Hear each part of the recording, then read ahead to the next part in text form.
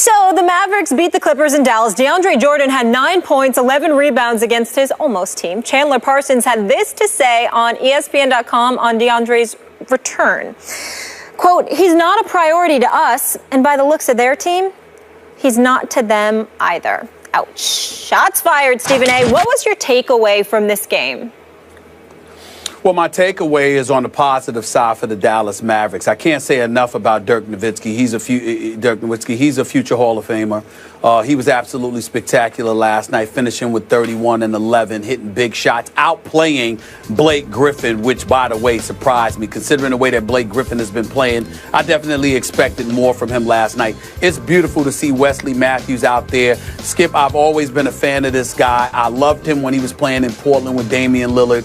The minute he went down, I knew that Portland had no shot the rest of the season because he's got an iron will, like Coach Rick Carlisle continuously says. He's not scared of anything. He always wants to fight. He goes out there. He can't just score. He defends as well. And he was harassing Chris Paul all night long, helping to limit him to 2 for 11 shooting, just 11 points for Chris Paul. Obviously, I expected better from him as well as Blake Griffin. DeAndre Jordan, when you look at the night that he had, it's not surprising. I mean, what did he have here? He had 9 points. He had 11 rebounds. I'm surprised he had just one block, but Dallas shoots a lot of perimeter shots. But once again, he only played 27 minutes or so. Why, Skip? Because they kept fouling him. And you go 3 for 9 from the free throw line. That's 33%, which is around what he shoots for the season because he came in the game shooting at 34%. This is what is holding the Clippers back. Because when DeAndre Jordan is on the floor, both offensively and defensively, he is a force to be reckoned with. If the brother could just hit free throws, it would change everything for the Los Angeles Clippers. So when we think about what Chandler Parsons had to say, he's right on the money. Sure, it was a dig. And sure, listen, Mark Cuban, the Dallas Mavericks, eventually you got to let it go. But this was his first time in Dallas since reneging on his deal to go there. So we understand that. But the point is that at the end of the day, he's not a priority for the Clippers. Chandler Parsons sat there, and he's right. Doesn't seem to be a priority offensively. Defensively, he obviously does. But offensively, he is not. Why? Because you got to be able to make free throws. You got to be able to close. Because when you can't do that, they just get to foul you and disrupt the flow and the rhythm offensively of the rest of your team. And if you're Doc Rivers and the Clippers, you can't afford to let him do that. So that's the situation. It is what it is. Dallas is 4-4. Amazingly, I'm shocked by that because of the personnel they don't have. But nevertheless, the Clippers, to me, what I learned from this is that Rick Carlisle, once again, can still coach his butt off. Dirk Nowitzki's a star. Wesley Matthews is a stud if he can stay healthy. And the Clippers, however, are a very good team who will not be great unless they find a way to offset DeAndre Jordan's free throw shooting. I hear what you're saying, but I'm just going on emotions. I watched this whole game, and I loved every last drop of it for the sake of the Maverick fans. I think they all had a great time at this game. And I can relate to Maverick fans because, if you remember, I covered this franchise from its inception for its first 18 years of existence. So I think I know their heartbeat and their psyches.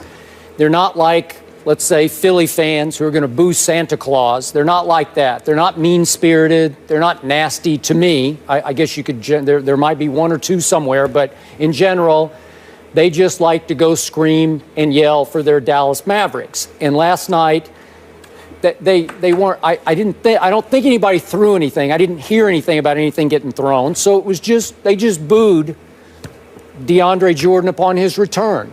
And what I loved about it was, as I said on the show yesterday, they could boo him the most when he was standing by himself at the free throw line. And it was just a joy to watch him miss 6 out of his 9 free throws because it just brought the house down. It was fun.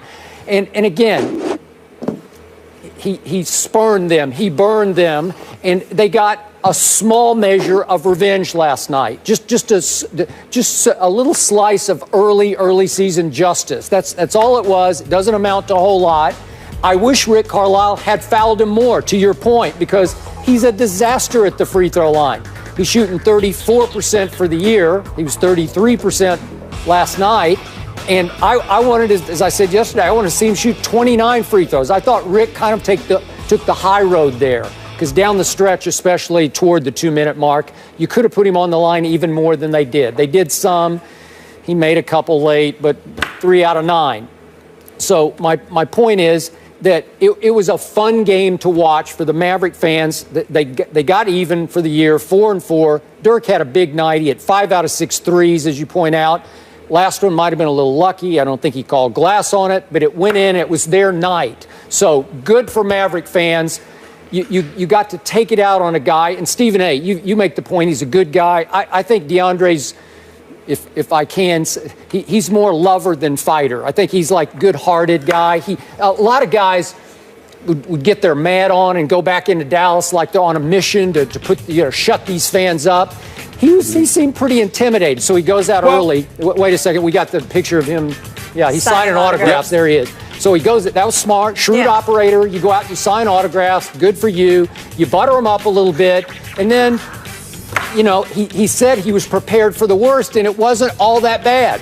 Because Maverick fans aren't all that bad. They're just going to boo you mostly when you touch the ball, which is rare, and especially when you're at the free throw line. And then to cap it off, the Chandler Parsons dig is subtle but brilliant to me. Not a priority to us, not a priority apparently to the Clippers, because he took only 5 shots, and I'm looking at the first 9 players who played for the Clippers, and of those 9, he took the fewest shots. Well, we know that. He's not going to be a priority, and Dallas, their whole pitch was, we're going to build around you. We're going to make you a star here.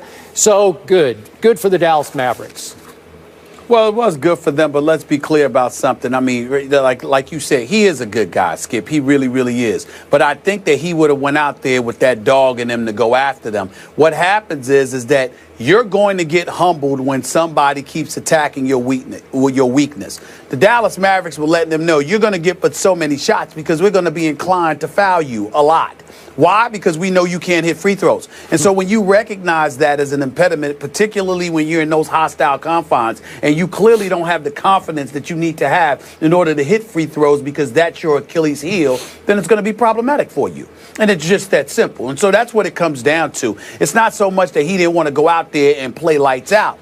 But in the end, if I know you can jump out of the gym, you can dunk on anybody, you can block shots, you can rebound, you can defend, but the thing I'm focused on is fouling you so I can send you to the free throw line, and that's the one Achilles heel that you can't appear to overcome. It'll humble anybody.